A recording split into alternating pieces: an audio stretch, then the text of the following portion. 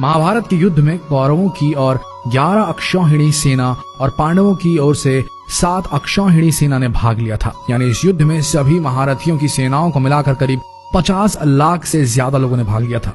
लेकिन ये अब सवाल उठता है कि इतनी विशालकाय सेना के लिए युद्ध के दौरान भोजन कौन बनाता था और कैसे ये सब प्रबंध करता रहा होगा। सबसे बड़ा सवाल यह है कि जब हर दिन हजारों लोग मारे जाते थे तो शाम का खाना किस हिसाब किताब से कैसे बनता रहा होगा। सोच कर देखिए कितना मुश्किल प्रिपोजिशन है ये। दर्शकों, आइए जानते हैं आज के इस वीडियो में वो गूढ़ रहस्य कि कैसे पोषण मिलता था महाभारत के सैनिकों को। महाभारत को सही मायने में हम विश्व का प्रथम विश्व युद्ध भी कह सकते हैं, क्योंकि उस समय शायद ही कोई ऐसा राज्य था जिसने इस युद्ध में भाग न लिया।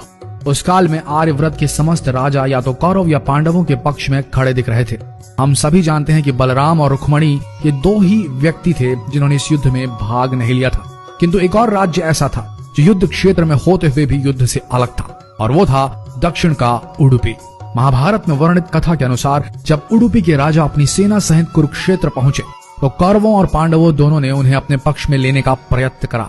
लेकिन उडुपी के राजा बहुत दूरदर्शी थे।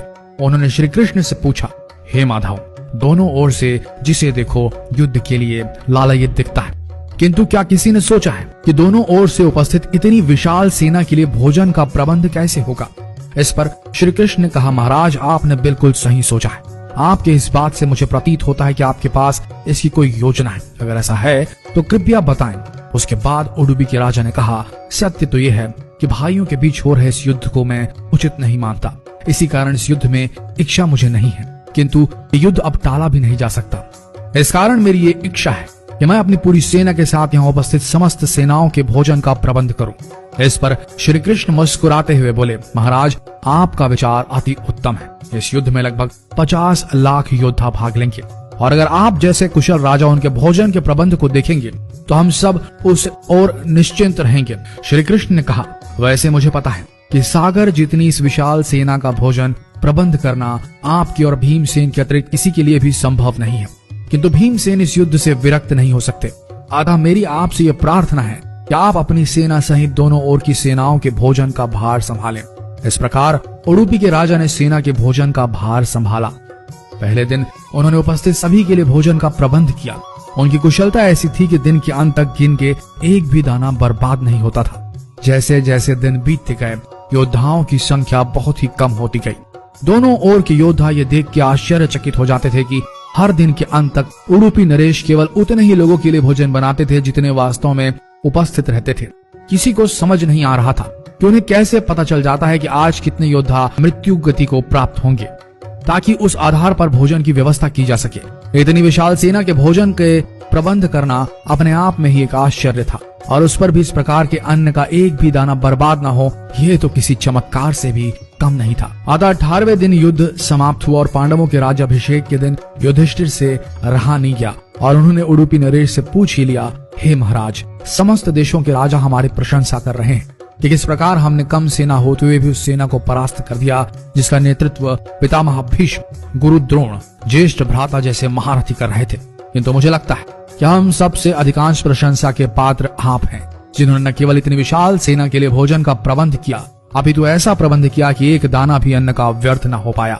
मैं आपसे इस कुशलता का रहस्य जानना चाहता हूँ। इस पर उडुपी नरेश ने मुस्कुराते हुए कहा, सम्राट, आपने जो इस युद्ध में विजय पाई है उसका श्रेय किसे देंगे। इस पर युधिष्ठिर ने कहा, श्री कृष्ण के अतिरिक्त इसका श्रेय किसी और को जा नहीं सकता। अगर वे ना होते तो कौरव सेना को परास्त करना असंभव था।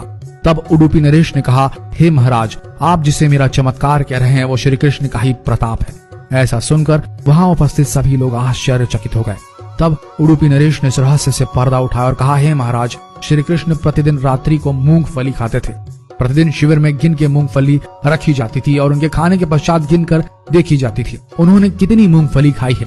वे जितनी मूंगफली खाते थे उसके ठीक 1000 गुना सैनिक अगले दिन युद्ध में मारे जाते थे। अर्थात वे अगर 50 मूंगफली खाते थे तो समझ आता था कि अगले दिन 50,000 योद्धा युद्ध में मारे जाएंगे। इसी अनुपात में अगले दिन भोजन कम बनाया जाता था। यही कारण था कि कभी भी भोजन व्यर्थ नहीं हुआ।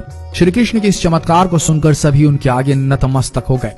यह कथा महाभारत के सबसे दुर्लभ कथाओं में से एक है।